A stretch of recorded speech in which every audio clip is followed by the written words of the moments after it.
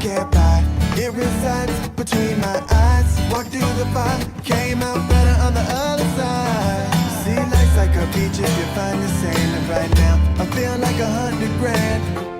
You are listening to Inspired Insider with your host, Dr. Jeremy Wise. Dr. Jeremy Weiss here, founder of InspiredInsider.com, where I talk with inspirational entrepreneurs and leaders. Some of the founders you've heard of, some you've never heard of. You know, John, some of the ones I think people should check out. Zapier founder Wade Foster talks about how people were demanding ways to automate things, and they keep thinking about how to add integrations.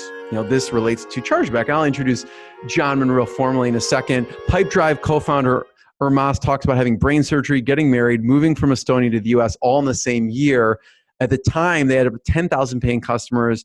Since I've interviewed them, now they have over 100,000 paying customers. So they've grown quite a bit. This episode is brought to you by Rise25. At Rise25, we help businesses connect to their Dream 100 relationships or give to their best relationships through their podcast. Okay. So we basically help a business run and launch their podcast. And, you know, there's content marketing, you have these relationships that you put on your platform and you profile them. There's so many positive things. I get to meet people like John and chat with them and learn about his business. And it was actually, you know, if you go to Inspired Insider, my about page, the inspiration was actually from my grandfather, who was a Holocaust survivor, and he was in the concentration camps in Nazi Germany, but his legacy lives on because of an interview the Holocaust Foundation did with him. And you can watch that interview on my about page. And so I don't just consider it, like it's amazing for a business, but I do consider it when I have people like John on or anyone on, it helps them leave a legacy and helps me leave a legacy beyond ourselves and what we share. So check out rise25.com. If you thought about starting a podcast, I think you should do it, period, hands down. If you have questions, email us. I'm excited to introduce today's guest, and a thank you to Phil Nadell at Forefront Venture Partners, forefrontvp.com. You know, he introduced me to today's guest, and they invest in high growth, revenue generating early stage startup companies like OpenReel, Chargeback, PayRange, and many more. I have John Munro, who I'm now terming the Strike Force. That's like, I thought it was a Star Wars term. I was wrong. He's the CEO of Chargeback, and they help stop disputes before they happen. If anyone has a business and they have process credit cards, well, you probably have dealt with this, especially if you're a subscription, physical goods, digital products. You can start preventing, I didn't know this, you can start preventing disputes in Chargeback with zero implementation or integrations. And it's the only 100% SaaS solution for internal dispute management. So you could say goodbye to outsourcing, or we as internal teams, John, you know, we develop these like complicated processes that probably don't work as well as the automated ones. They actually have real-time dispute management platforms built to empower the internal teams with expert knowledge and automation. And they've helped companies like LendingTree, Levi's, Dick's Sports, Fanduel, and many more. So, John, thanks for joining me. Happy to be here. Thanks for having me, Jeremy. So for people like me who don't know what Strike Force is, what does that mean? You know, it's probably one of the ubiquitous terms or terms that are thrown around all the time. You know, you have folks are traditional founders that come into an organization and really, you know, started from scratch and move from there. I've had a little bit more experience. I certainly have been a founder a number of times, but also have had a lot of experience coming into organizations who, you know, had already hit a little bit of their stride, were ready for the next step. We're really ready to improve their culture, their delivery, and some of those things along those lines. So you know, it's probably accurate that I was brought in originally as a Strike Force, but now this is my baby, and I love making improvements and change every day. At what point should a company decide to bring someone like you in to improve things? Is it a certain like revenue point? Like, let's say things are going well, not things are like not going well. At what point, like staffing or revenue, what should people consider? Yeah, I think that you know, along the lines of dashboarding, a lot of other, you know, critical business insights that you need to measure and manage throughout the process. I think it's really important that you really analyze the company from the standpoint of how are we actually doing culturally? You know, are we actually hamstringing ourselves by not being able to make enough progress in a particular area? And is that area actually impacting us more than we think? We might feel like we have a great product leader, we have a great engineering leader, we have a great sales leader, but how are they actually integrating as an organization and what that looks like? And sometimes you see those well after the fact. You know, a great example is in COVID. You know, we don't really see or have as much visibility into some of the impacts that are actually occurring right now in our organizations. You know, whether it's communication breakdowns and failures, you don't see those until much later in the process, and they're often lagging indicators. So sometimes it's going to be something very obvious that says, oh, you know, we have a great you know, creative start of the organization, but they really kind of struggling with a little bit of the execution side, or they might be phenomenal, you know, product folks and working through that, but they can't operate the sales engine. So it really depends on what your organization needs and where you feel like you're thriving and struggling. And sometimes that's actually put on the leader in a specific role where it actually is the other side of the organization. You might feel like you have a sales problem, but you actually have a product problem. You might feel like you have a marketing problem and it's actually a finance problem, right? So there's a lot of those things that often are there, but unfortunately there's not really a per se a one size fits all. Give me the formula. Everyone asks you, John, what's the silver bullet, right? The silver bullet for, you know, disputes and this. So how do you answer that? Because I'm sure you get that a lot. Yeah. So we get the question a lot of, you know, some people are coming to the process. I'll have to start with, you know, disputes are a result of e-commerce success. So as you go through and you actually kind of expand your e-commerce footprint, you know, you start doing more card not present transactions. Obviously during COVID, we've seen just an absolute incredible increase in e-commerce transactions and digital goods overall. You know, so as you're going through that process, you're trying to deal with fulfillment. You're excited because all these orders are coming in. You probably can't deal with them this during the time. There's too much demand and other things that are really impacting you. And not till later do you identify the fact that, wow, we have a major problem. We have this weed that's growing up on our garden, these disputes, these chargebacks. And these chargebacks actually are creating an environment that makes us not realize that we're actually not having as much revenue come in from you know, this growth as we expected. And it can actually become such a problem where Visa or MasterCard or the major networks will actually shut off these merchants. So in those scenarios that you get at higher risk, a lot of organizations have never been in those higher risk scenarios, but we see dispute rates doubling, tripling, quadrupling during these times. Wow. And it's putting a lot of organizations that never really had to deal with this in a bad spot. As a result, they sometimes come in and say, hey, what's the silver bullet? There's got to be something I can just pay for and make this go away. And there are solutions that help with the process, but really it's a holistic approach. You have to approach dispute management holistically. You have to approach it from the way that you're actually interacting with your customers and you know, doing your customer engagement. You have to approach it from, you know, the way that your payments are actually being processed and coming through, the way your refund or return policies are being managed. All of those things oftentimes, and there's many other, you know, factors in that, can oftentimes impact the you know, dispute rate that you have, as well as if you've dealt with it. If you haven't dealt with it, it's like the weeds in the garden. They're just going to go crazy. They're going to go rampant. They're going to take over before you know it, because you're not pulling the weeds as they you know, stick their heads above ground, or as they're babies. You wait till they're large and out of control, and then it's a star thistle that stabs you every time you try to touch it, right? So what are some of the reasons for chargebacks? And we could talk about what you recommend people doing. Absolutely. So there's a couple different categories. You know, there's a huge investment in the fraud sector. Really, it started probably 10 years ago. And their goal was to get rid of disputes. They said, hey, we're going to be able to get rid of disputes. What they forgot to mention is, A, disputes are a hypercritical, I'd call it an asset or a benefit that cardholders expect. If they didn't have that protection in place, if they didn't know that they were going to be protected, you know, as a consumer, they actually purchased a good or service and it wasn't as described, was never delivered to them, they didn't get what they were promised. If they didn't have that protection to be able to use that card network to say, I need to dispute this transaction, you'd have a much, much lower rate of acceptance for, you know, using credit cards. And so it's a hypercritical thing that will never go away. But a lot of people put it into the category of, oh, we're trying to stop fraud. So my credit card was stolen, somebody used it nefariously, et cetera, or we're trying to stop account takeover where somebody logs into my account and utilizes, you know, their ability within that account to actually purchase things. But what they don't realize is almost 65% of the problem is actually what we call friendly fraud. And friendly fraud is broken into a couple of categories. It's You don't recognize a purchase that your spouse made, right? You don't recognize a purchase that your child made. You see that on your account. You're typically not going to go to that odd description that has a 1-800 number to find out what it was. I You're actually usually do, going to call but up your most bank, people right? don't. Yeah. Exactly. You're going to call up your bank, and you're going to go through that process. And so there's a lot of that occurs, and actually a much higher percentage than people expect. And then there, of course, are consumer disputes, especially during COVID. Was I promised that I'd be able to get my money back? Was there a refund policy in place that protected me, that I expect to be able to leverage now, and now I can't? How do you deal with that process? Well, I have a better relationship with my credit card company, with my Chase or somebody else along those lines, than I necessarily do with this particular merchant that I'm working with.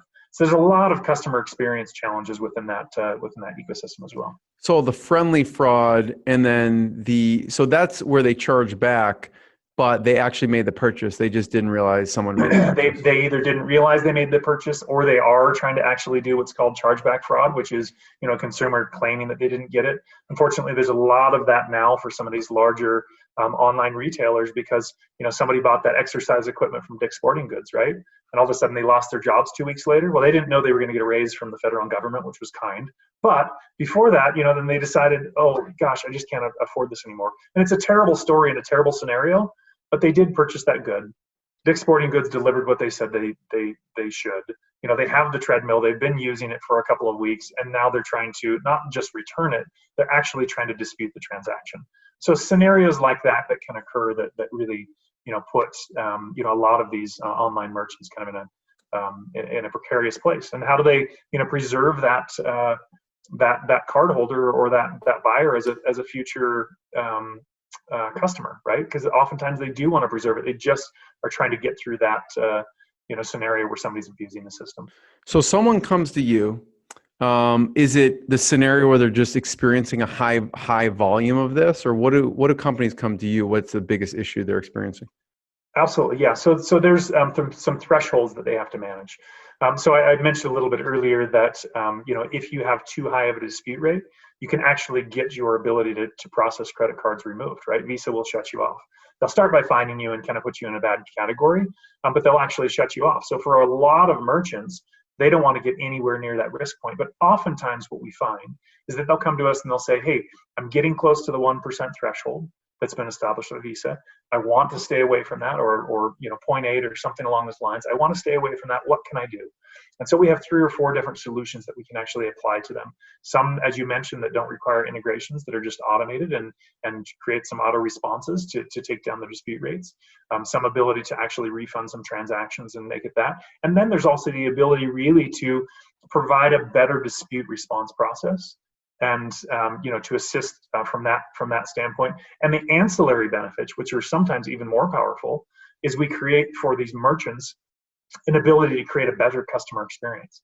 Can you imagine if you look at that weird, you see those little 10-digit descriptors that says, what's this XYZ, and you have no idea what that is, right? You get onto your online statement, or you jump onto the web or mobile, and you see this information. You don't know what that is. So you call that issuing bank and you say, hey, what is this information? They might be able to provide you with more information, but oftentimes they can't. They just say, hey, it looks like there's a 1-800 number here, call it. In our scenario, in our merchants, we actually can provide a whole bunch of additional information. It would show that Jeremy.wise at rise25.com, made the purchase on this date at this time. Here was the product. Oh, come to find out it was actually an Xbox game, and your son bought it from their account, and you see that on there, and you provide that back. So it just creates a much, much better feedback loop for the consumer and creates a much better customer experience. So they actually get increases in customers as a result of this being part of the process.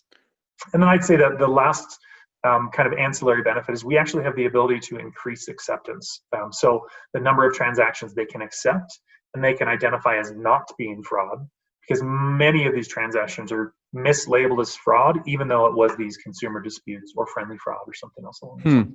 What are some industries that are high risk? Are there any industries you don't touch or that you consider really high risk? Yeah, absolutely. There's tons of industries that we don't touch. Internally, we kind of refer to them as the sin industries. Not to say that they're bad or that you shouldn't be, a part of them or process, but we typically avoid the higher risk industries. So the industry as a whole that we came from or that it was built out of the chargebacks really focused on those high risk merchants because they were the ones at risk of getting shut off. Right. They were the ones at risk of losing the most money. With that said, they were organizations that oftentimes were turning over every year. You'd see a different shell company pop up, and it really wasn't something that we were excited to deal with and support. So as a result, we really focus on the low risk to kind of mid-risk scenarios. Mm-hmm. So you have an organization that is just kind of dwindling. They're having high growth and they're seeing a ton of e-commerce growth, but they just are kind of bumping up against those thresholds, right? So we're not talking about people that are 3 or 4 or 5 times the thresholds that are acceptable to Visa or MasterCard. We're really focusing on those other merchants, those some of the large enterprises, the mid-markets, folks that are still high growth, right? So you can still see a ton of subscription revenue style companies that we support. There's a lot of those that are just experiencing high growth, and there's just a lot of churn associated with those products and services generally. But we can actually support a lot of those. A great subscription example is, you have, we'll use Netflix as an example. They're not quoted, they're not ours, but you use them as a great example. But if you're listening, you should go to chargeback.com. Exactly. You go on to dispute a transaction, with Netflix, right? Wouldn't that be great if the user information came back that said, oh, this person has actually, logged in 12 times in the last, 3 months, and actually they watched 123 hours last month. So when that person uses the chargeback process nefariously, it looks pretty bad. And tries to go into it, they're like, oh, I haven't used it for 6 months. I tried to cancel it. Well, actually, it shows your user account, unless somebody else is using it. You watched 136 hours of Game of Thrones last week, right? It doesn't show very well for you. So there's that type of communication that can happen in the process. But that's a great example of that is not a high risk organization.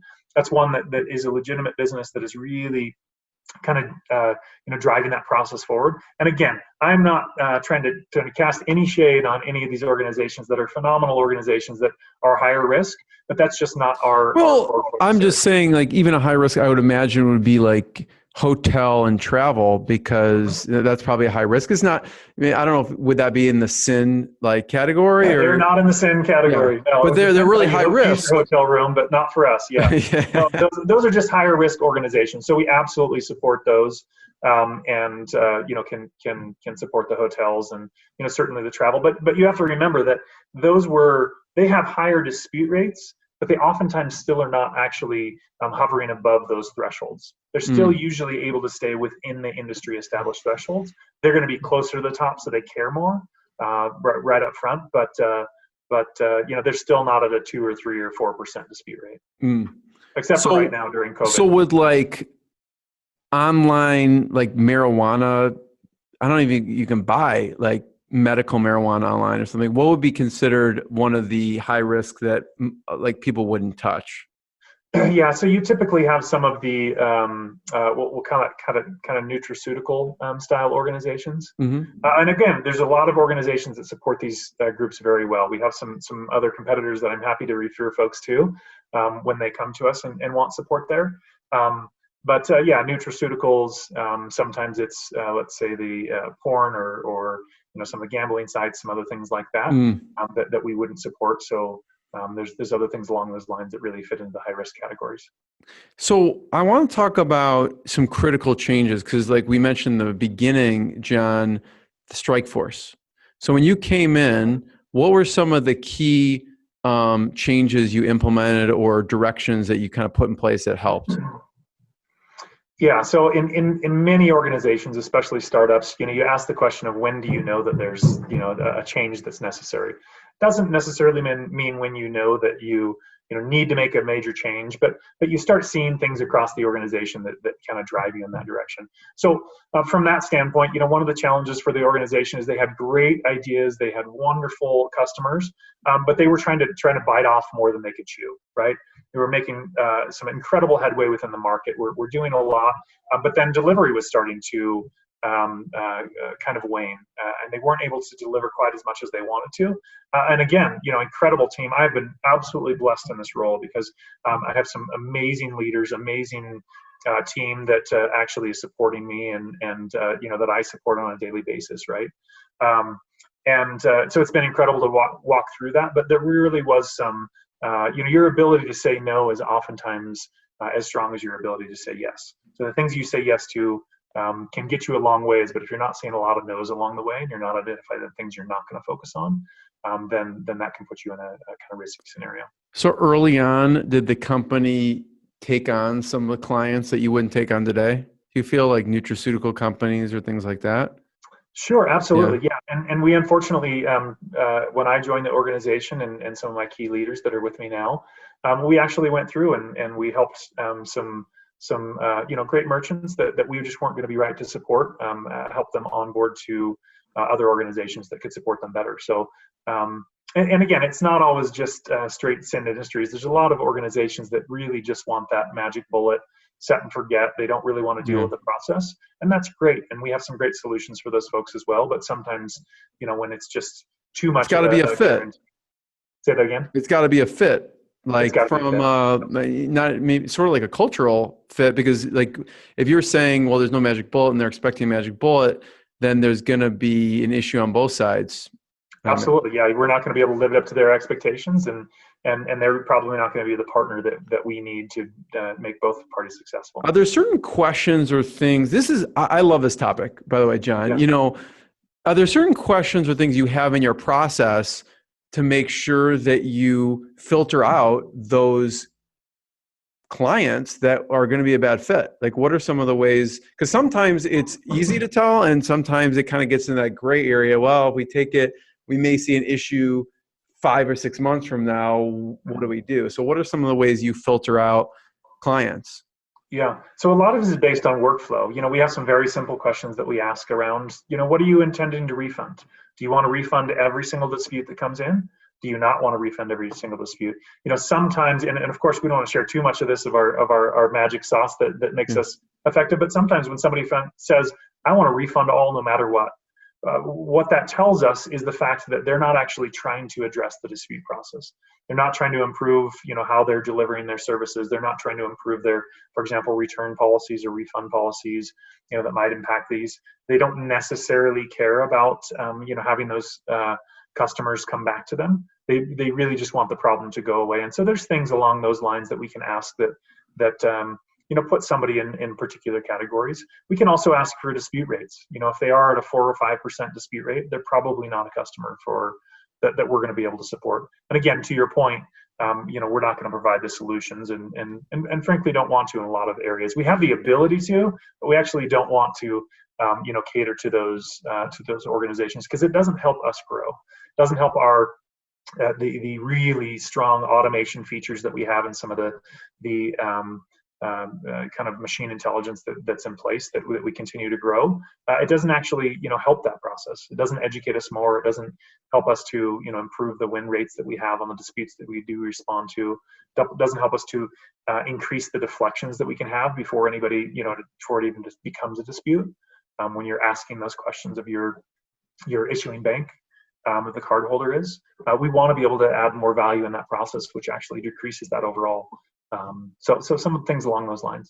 John, how did you find Chargeback, or how did they find you? Yeah, so I actually love working with people. I disguise my entire career of kind of machine learning and automating services processes of. I just love people. I love interacting with and working with people. And I had worked on a couple of remote teams in Silicon Valley and some other areas. And as a leader, especially if you're the only leader who's remote, it can be really kind of disenchanting sometimes and becomes difficult. And a lot of organizations are incredible at remote, but there's also a ton that, that really work through that. And so I just wanted to work with a team that was a little bit more local. And as I was making a transition in my career a little bit, and I was in legal for 17 years. And so I was excited to apply that to some additional areas. And Chargeback was really a great fit. As I think you were alluding to up front, they had in 2016 really decided to make a change. They were actually part of the managed services, historical folks and other competitors that we still see out there. And as a result of that process, of changing to a SaaS application and really deciding that this could be delivered through an automated solution instead of just full, kind of full service managed services. Then they were going through a transition, and it's one that I've done multiple times with multiple organizations. Talk about culture for a second. You mentioned this when you have someone come in, especially in the executive level. What are some things you've seen across this and other organizations of how someone can go in and maybe assess their culture and even improve their culture? What have you seen works? So I'll say number one, it takes commitment, right? I myself feel like I'm failing many days of the week.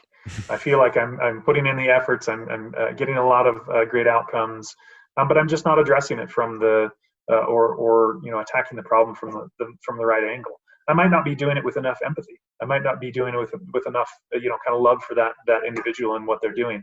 With that said, then you also have to very much identify folks that just are not stoked to be there. If they're not excited, if they're not, if they have a different end outcome for where you're going as an organization or where that is, and sometimes that's not clearly defined. It feels like their outcome is aligned with you, but then you find out, well, they want to do that, but they have these other 4 or 5 criteria that they apply in the scenario. So it's really trying to work through and identify, why people are motivated to be there and inspired to be there. And if I said that I get it all right and I do it all right, I would be totally inaccurate and misleading. But I think that that kind of focus on empathy really gets you a long ways and allows you to get into a position where you can start having the conversations, if the party is willing, to be able to identify some of the things that are holding them back, identify some of those baseline assumptions that they're making about you, that they're making about the organization, that they're making about themselves, that are actually impacting their ability to have the outcomes that they want. So really focusing on the people and doing that, but it takes a lot of vulnerability. There's a lot of trust that is built and broken throughout organizations, and you might have phenomenal trust with somebody for 6 months, and then all of a sudden it breaks. And sometimes you don't know it's broken until much later. Again, back to kind of our lagging indicator scenarios.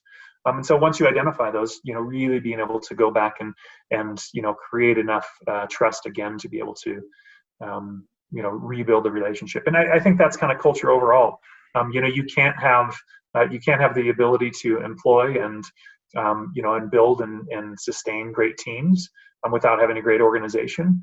But you also can't have a great organization without having great teams. So they're very much an ecosystem that has to drive off of each other. And I've typically found that the more you focus on employees and creating the right environment for them, that they will bring the outcomes that you're hoping for and excited for, and drives everything forward. But that's not always true. Once in a while, it's you have constraints as an organization, especially as a VC-backed organization. We raised money through COVID with some phenomenal investors, including Forefront and some of the other leading FinTop folks. And as a result, if we hadn't raised, then it would have been a much different story, right? We wouldn't have had the ability to necessarily keep operating the way we are and growing the way that we've been growing and thriving. So it's just kind of a very different dynamic all the time. Yeah, John, you mentioned 2 things, which I want to hit on. You mentioned empathy and vulnerability, which are huge. I remember listening to and having the author of Never Split the Difference. And when I went in to listen and read that book,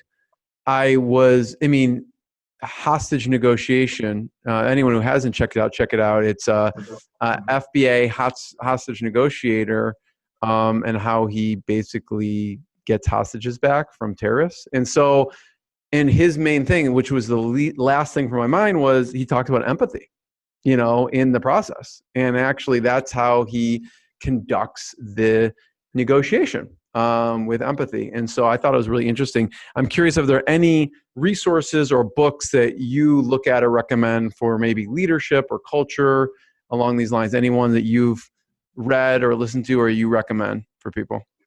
Oh man, I'd say I absolutely love Brené Brown and some of her work on vulnerability and empathy.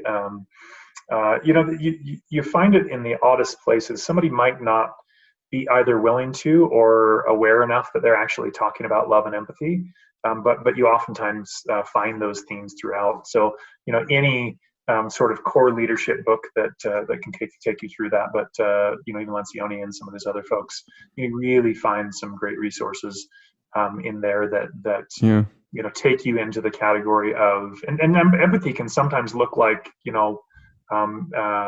being a tough leader, right?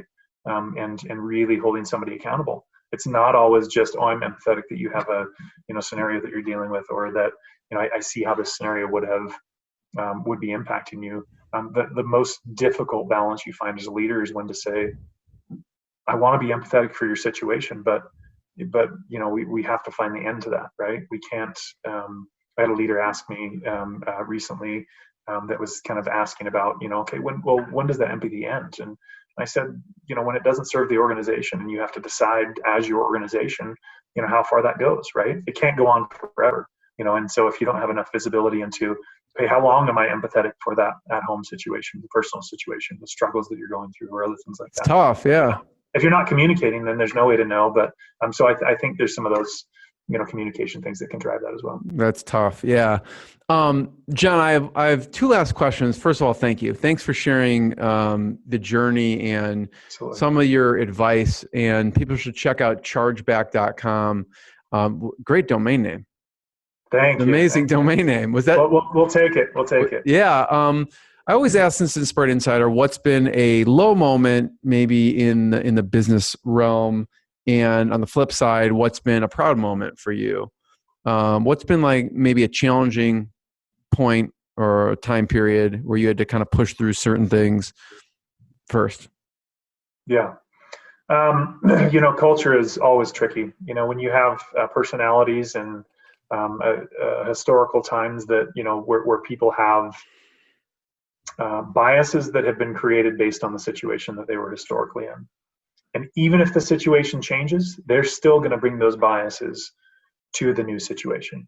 So, change, obviously, in human biology and psychology is really, risk, right?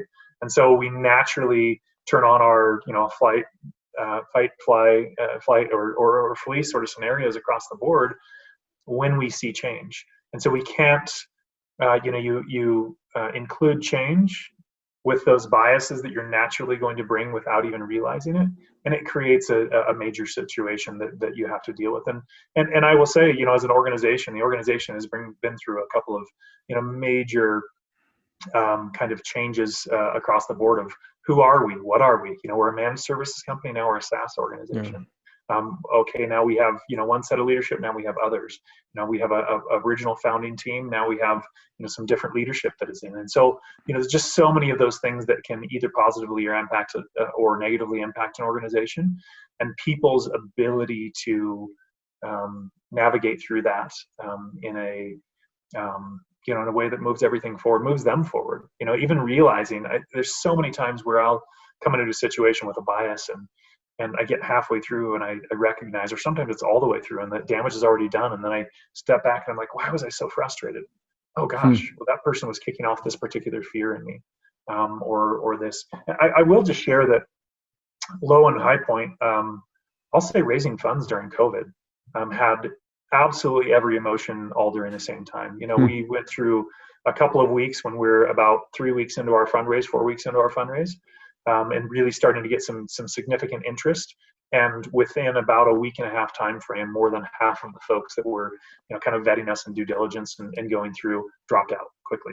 It was kind of an overnight. It's like bang, bang, bang, bang. They were all hitting at the same time. And I'll tell you that was some, we started some scenario planning. We started some other things saying, okay, there's a really good chance that this happens across the board. And luckily, what has happened with COVID has leaned into us. We're going to be, unfortunately for a lot of merchants, but we're going to be really, really essential resource as we currently are. There's more online purchases than ever, right? Exactly. More online purchases than ever, and more online purchases that are in uncontrolled environments or unstable environments, right? Again, the fulfillment and other things like that. And so we've been really blessed and really lucky to be in the position that we are right now. be able to navigate through that. But there were a lot of downtimes during that fundraising process. And I will say, coming out the other side, joyous moment when we actually fundraised. But it was so long in the coming, and there had been so many emotional moments in the middle that it almost wasn't we almost couldn't celebrate when we came out the other side, because it was so much of exhausting. We've had enough time. It's exhausting. We're done. Let's go. And so really both of those have been really special times for the organization. But I will say,